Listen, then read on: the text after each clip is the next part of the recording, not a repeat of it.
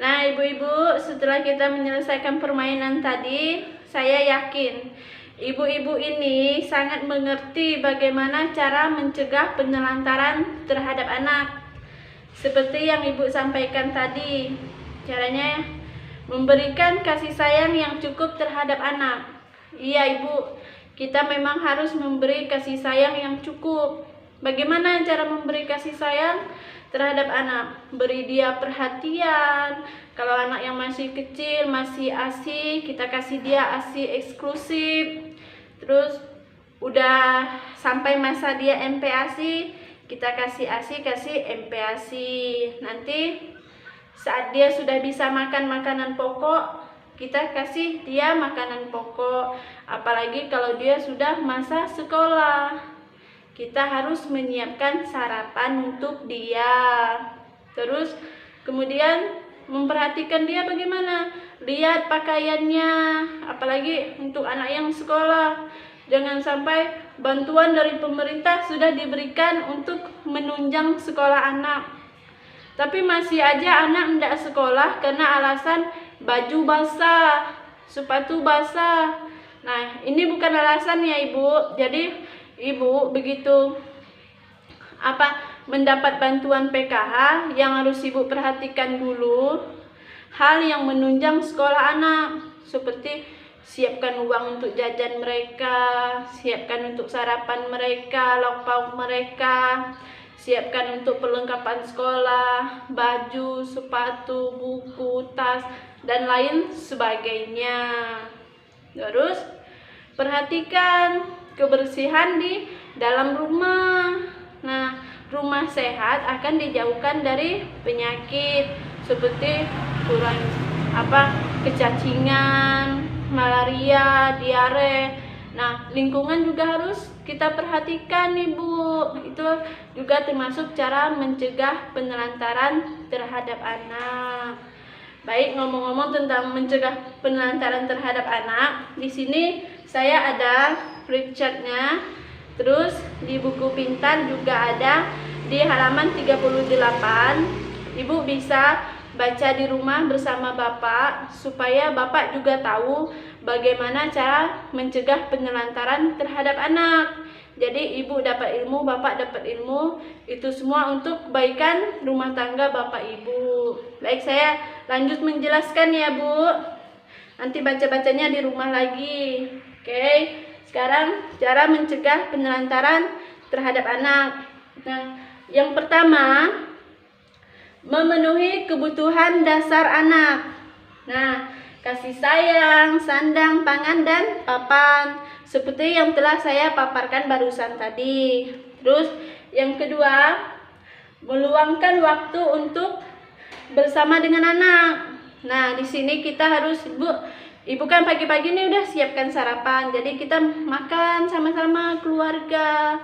Udah tuh misal dah sebelum tidur Bapak bercerita dengan ibu, atau kita pas waktu Sabtu Minggu waktu ada waktu luang main bersama anak. Nah, itu termasuk cara pencegahan penelantaran. Terus yang kedua, berbagi tugas dalam mengasuh anak. Nah, poin yang ketiga ini perlu ibu ketahui. Jadi tugas mengasuh anak ini bukan cuma tugas ibu, tapi tugas Bapak, karena anak tanggung jawab kita semua. Anak harus mendapatkan kasih sayang yang cukup dari ibu dan bapak, dari orang tuanya lah yang pastinya kan.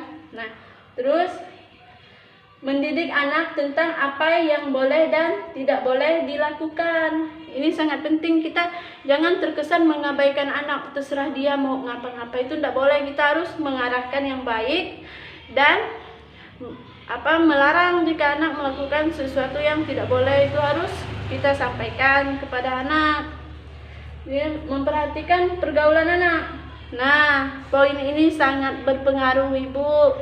Kita harus memperhatikan anak kita, dengan siapa dia bermain, apa permainan, atau dengan siapa dia bergaul, apa pergaulannya dia. Jangan sampai anak kita ikut terjerumus ke pergaulan yang bebas gitu. Kita harus mengontrol. Maklum pergaulan sekarang kan lebih canggih, apalagi di gadget gitu kan. Nah, Jadi ibu harus selalu memperhatikan, atau nanti kalau anak kita habis maghrib belum pulang, jadi kita tahu kemana dia, karena kita tahu dengan siapa dia bergaul. Terus memperhatikan perkembangan anak.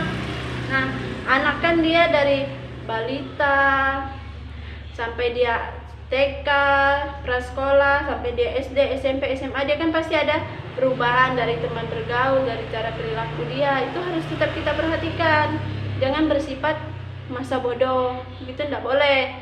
Nah, terus menitipkan anak ke keluarga kerabat yang dapat dipercaya pada saat orang tua tidak berada di rumah. Nah ini Bu, jika kita lagi kerja di luar, anak jangan dibiarkan sendirian di rumah, karena kita tidak tahu apa yang mereka lakukan. Takutnya nanti mereka masak sendiri, main api atau dan lain sebagainya lah. Jadi lebih baik kita titipkan di keluarga kita. Terus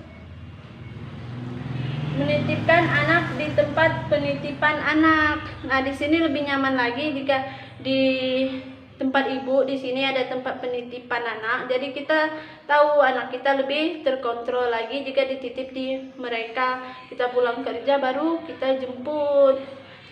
Itu mengkonsultasikan masalah keluarga dengan aparat setempat atau penyedia layanan, misal guru ngaji, bidan, ke KUA minta nasihat. Mungkin terkadang kita kan sibuk bekerja sehingga melalaikan anak dan lain sebagainya, jadi kita minta nasihat ke mereka apa yang harus kita lakukan. Terus yang kelima, yang selanjutnya, bawa anak ke tempat kerja. Nah ibu boleh bawa anak ke tempat kerja jika itu memungkinkan dan tidak membahayakan bagi anak. Terus konsultasi dengan pendamping PKH untuk membantu mencari solusi. Nah, di sini ibu-ibu, jika ibu-ibu mempunyai permasalahan dalam pengasuhan anak atau lain sebagainya, ibu bisa konsultasi dengan kami. Nah, jika kami bisa, insya Allah kami kasih solusi. Tapi kalau kami belum bisa, kami akan bertanya kepada atasan kami atau pihak yang berwenang tentang masalah ibu. Nah, jadi ibu, itu tadi cara pencegah penelantaran anak. Semoga ibu-ibu bisa mempraktekannya di rumah dan jangan sampai kita menelantarkan anak kita. Mungkin itu saja ibu, terima kasih.